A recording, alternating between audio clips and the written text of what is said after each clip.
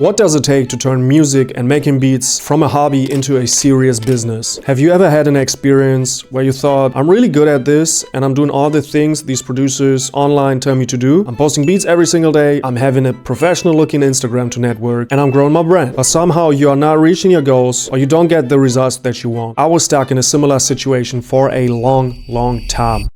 That's why in today's video I will share with you 4 learnings that helped me to get out of this situation and to connect with producers, make my first couple $1,000s online with music from my bedroom studio, and to build a solid brand as a producer. And the first key learning is to be patient. I cannot talk enough about how important it is to be patient as a musician, especially when it comes to getting actual results. Let me give you a quick example why. I've been sending beats to an artist that I really like and that I really wanted to make music with for almost a year now. Funny side note, the first time I reached out to him was in my how to get placements with no followers video, where I DM'd 150 artists in 1 week to see how many songs you can get done in just 1 week with absolutely no followers, just by DMing people on Instagram. If you're interested in that video, I will link it in the description. So I've been sending beats to him probably every other week since then. 1 month ago, he released a song on my beat. The beat that he used was from a beat pack that I sent to him in March, but I did not hear anything from him until that song dropped. See, I've made that connection in November. He picked a beat from March. The actual result, which is the song, dropped in October the very next year. 11 months. That's how long it took from starting the relationship to getting the first song together. And I'm talking about an independent artist. That's why it's so important to be patient and keep sending, no matter if you hear something back or not. And that's only half of the story. The other half gets important for one of the points that I want to talk about later in the video, so make sure to watch until the end. But patience is also important for something else. And this leads right into my next point. Nothing is personal. At the end of the day, music is just a business like anything else. As soon as money is involved, people want to get further, faster. So if they don't think that you can provide any value to fulfill a demand that they have, they will not work with you. It's simple as that. Doesn't matter if you like it or not, and if you think it should be about the art creation, that's the game we play. If somebody does not reply to you, it's never against you as a person. It just means that you don't fit into the person's bigger picture. So don't take that personal and put your ego aside. Let me give you a quick example to demonstrate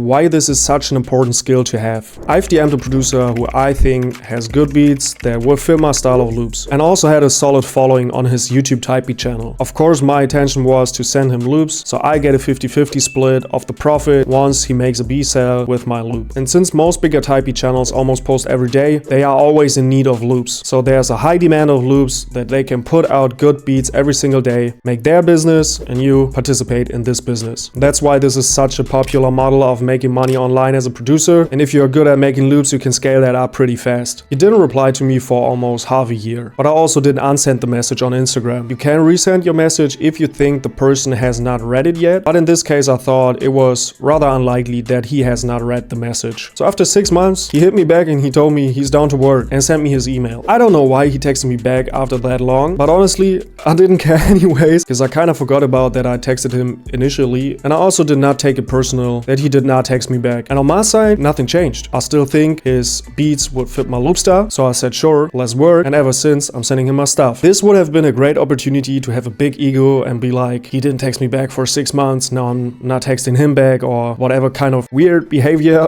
But you have to be good with relationships and communications so that you don't let an opportunity slide once it's presented to you. And this leads right into my third learning. Take every chance possible. I hope you remember the first story that I've told in this video about that artist that I was sending beats to for over a year until I got my first song with him. If not, please delete the TikTok app from your phone. It's not good for you. You gotta fix your brain. But here's what happened after we dropped the song. What happened is the absolute cheat code if you want to build good relationships, no matter if it's another producer or an artist. But before I will tell you what happened, if you're new to the channel and you like the video so far, make sure to hit the subscribe button real quick so that you don't miss any new videos where I talk about producer topics. So after we dropped the song, we texted a little bit here and there, and it was early in the morning. I just woke up, I grabbed my phone for the first time that day, and I wanted to check my messages on Instagram. Since I got all notifications off, I always have to go into the app and see if anybody texted me overnight. Because for those who don't know, I do live in Germany, so I'm 6 hours ahead to Eastern time. So it was probably 1 or 2 a.m. on the East Coast. And I got a message from the artist, and then I clicked on his Instagram story and saw he's in the studio. And that is always the moment I'm sending somebody my beats. So I went right to my computer, put together a pack, back, sent it to him, and texted him